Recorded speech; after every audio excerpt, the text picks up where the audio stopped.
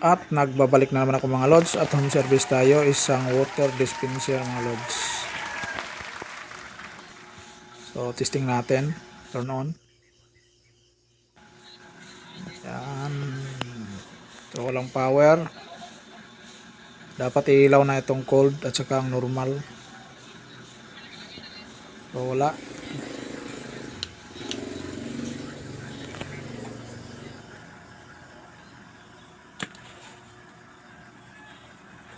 So buksan natin itong mga lods. Tanggalin natin mga screw dito sa likod.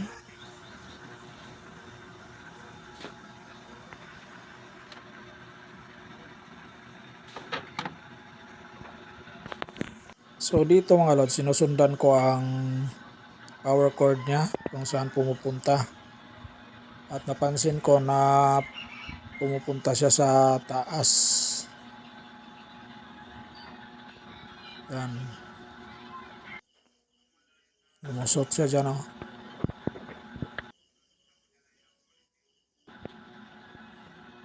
Ito yung mga wires niya. Pumapasok dito sa box na ito. Ito. So nandito yung kanyang power supply. At ito dinala ko itong power supply ng water dispenser. Yan. So SMPS siya mga lods. Talagang mga sirain tong mga SMPS. Pero ang advantage lang dito, magaan. Yan. At sinecheck ko itong fuse, putok. So open na siya mga lods. So automatic, pag putok ang fuse, shorted na ito. So check natin.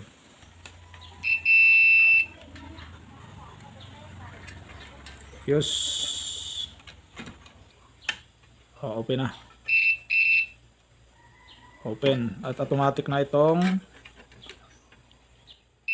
shorted na.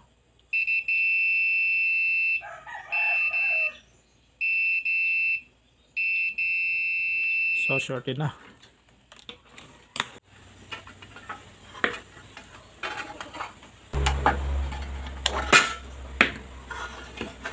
May sumabog pala dito.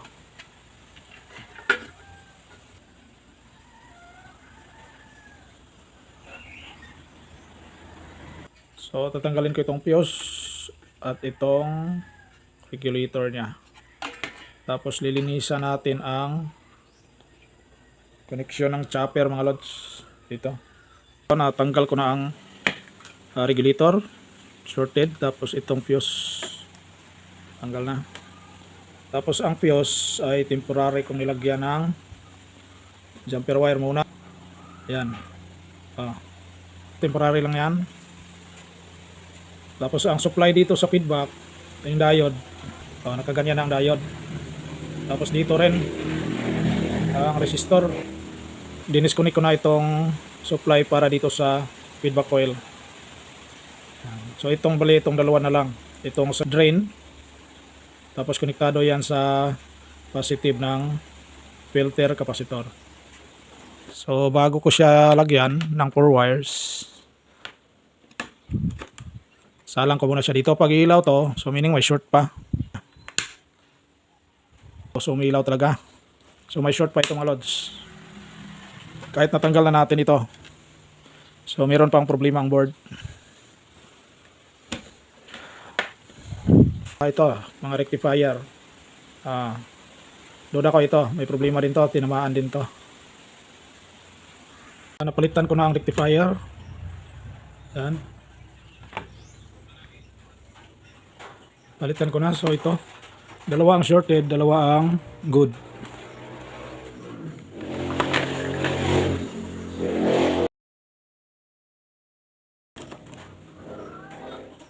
Okay.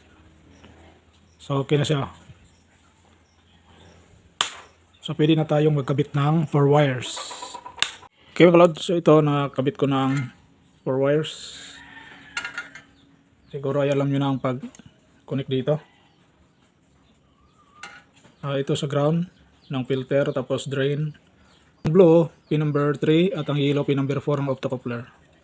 Tapos ay, so okay na, gumana na to. Later on, i-testing natin to. So dito kasi nag-spark. So nilagyan ko lang siya ng mylar.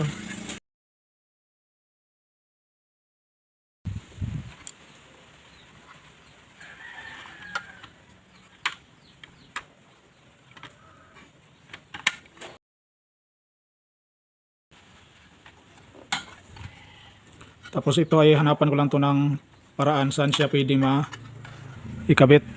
At dito na tayo sa unit mga lods. So dyan ko nilagay sa gilid ang 4 wires. Dyan. So naikabit ko na yung mga wires. Tapos ay ilagay na natin siya. Pag ganyan ang posisyon, tapos mayroong lock. Yan dyan sa likod. Mayroong lock siya. Forward lang, tapos ay atras. Yan, para mag-lock. Tapos sa unahan, mayroong 3 tornilyuhan. Nakatornilyo yan dyan.